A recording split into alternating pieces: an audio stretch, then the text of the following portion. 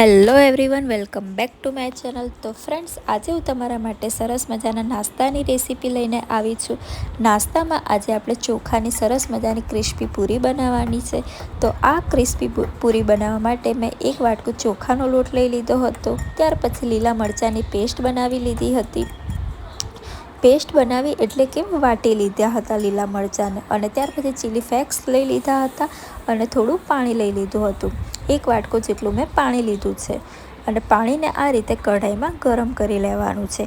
એક વાટકો ચોખાનો લોટ હોય એટલે એક વાટકો આપણે પાણી લઈ લેવાનું છે। હવે પાણીમાં એક ઉભરો આવી જાય એટલે તેમાં થોડું મીઠું ઉમેરી લેવાનું છે। મીઠું આપણે આપણા સ્વાદ અનુસાર જ ઉમેરી લેવાનું છે। તો મીઠું અહીં મેં નાની 2 ચમચી જેટલું એડ કરી લીધું છે। ત્યાર પછી થોડું ઘી તેમાં ઉમેરી લેવાનું છે। ઘી ઉમેરવાથી પૂરી એકદમ ક્રિસ્પી પણ બને છે અને પૂરીમાં ટેસ્ટ પણ ખૂબ જ સરસ આવી જાય છે। અને ત્યાર પછી લીલા મરચાં જે આપણે વાટ્યા હતા તેને પણ ઉમેરી લેવાના છે। હવે લીલા મરચાં સાથે પાણીમાં થોડો ઉભરો આવી જાય ત્યાર પછી આપણે આ રીતે તેને હલાવતા જવાનું છે અને મિક્સ કરતા જવાનું છે। હવે થોડો થોડો ચોખાનો લોટ ઉમેરતા જવાનું છે અને તેને આ રીતે બરાબર મિક્સ કરતું જવાનું છે। ચોખાનો લોટ જ્યારે આપણે ઉમેરીએ છીએ ત્યારે ગેસ ધીમો જ રાખવાનો છે, જેથી કરી ચોખાનો લોટ બરાબર રીતે મિક્સ પણ થઈ જાય અને કઢાઈમાં ચોંટી પણ ન જાય।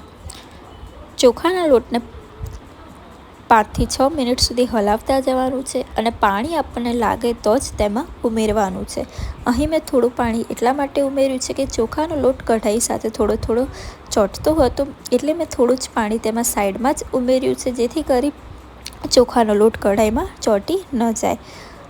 હવે 3 થી 4 મિનિટ સુધી ચોખાના લોટને આ રીતે હલાવી લેશું। ત્યાર પછી ચોખાના લોટને આપણે ઢાંકીને 5 થી 6 મિનિટ સુધી તેને ઢાંકીને જ રાખી દેવાનો છે અને ગેસ બંધ કરી દેવાનું છે। એટલે કે ગેસ બંધ કરીને ચોખાના લોટને ઢાંકી દેવાનું છે અને 5 થી 6 મિનિટ થઈ જાય ત્યાર પછી આપણે ચોખાના લોટને એક થાળીમાં લઈ લેવાનો છે। ચોખાના લોટનું ખીચું બનાવવાનું નથી, ચોખાના લોટને આ જ રીતે હલકો ફૂલકો જ આપણે શેકી લેવાનો છે।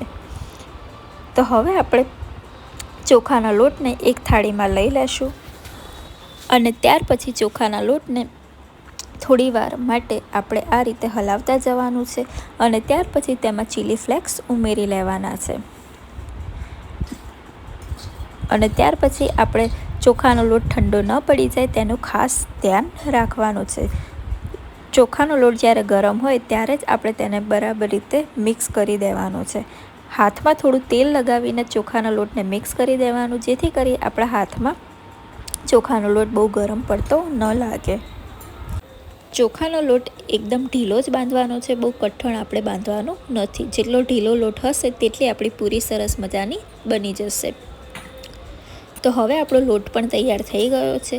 તો હવે આપણે થોડું તેમાં તેલ ઉમેરી લેવાનું છે અને તેલ ઉમેરીને લોટને બરાબર મસળી લેવાનો છે।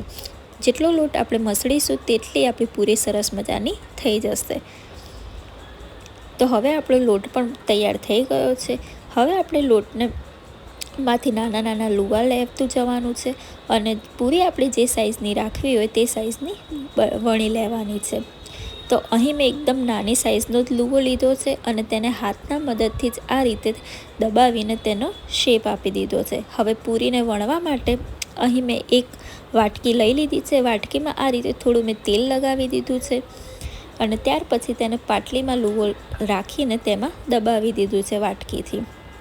ચોખાના લોટની પૂરી આપણે વણી નહીં શકીએ તેટલા માટે આ રીતે તેને દબાવીને જ પૂરી વણી લેવાની છે અને ત્યાર પછી પૂરીમાં આ રીતે આપણે કાપા પાડી દેવાના છે। આ જ રીતે આપણે બધી પૂરી તૈયાર કરી લેવાની છે અને ત્યાર પછી તેને તેલમાં સરસ મજાની તળી લેવાની છે। પૂરીને ધીમા ગેસે થોડીવાર અને થોડીવાર મીડિયમ ગેસે તળી લેવાની છે, જેથી કરી પૂરી આપણી સરસ મજાની ક્રિસ્પી બની જાય। થોડીવાર પૂરીને ધીમા ગેસે શેકી લેશું, ત્યાર પછી પૂરીને મીડિયમ ગેસે તળી લેવાની છે। પૂરીનો કલર થોડો આછો બ્રાઉન કલરનો થાય ત્યાં સુધી તેને આપણે તેલમાં તળી લેવાની છે. તો ફ્રેન્ડ્સ, આપણી સરસ મજાની ક્રિસ્પી પૂરી હવે તૈયાર થઈ ગઈ છે. ક્રિસ્પી પૂરી એકદમ બનાવવી સાવ ઇઝી પણ છે અને આ ક્રિસ્પી પૂરી ખાવામાં પણ ખૂબ જ સરસ લાગે છે. આ ક્રિસ્પી પૂરી તમે સ્ટોર કરીને પણ 15થી 20 દિવસ સુધી રાખી શકો છો. આ પૂરીને ચા સાથે કે તમે કોઈ પણ ચટણી સાથે ખાઈ શકો છો. તેનાથી પણ આ પૂરી ખૂબ જ ટેસ્ટી લાગે છે. તો હવે આપણી પૂરી તૈયાર થઈ ગઈ છે. તેને મેં એક પ્લેટમાં લઈ લીધી છે. તો ફ્રેન્ડ્સ, પૂરીને અહીં મેં ગ્રીન ચટણી સાથે લઈ લીધી છે.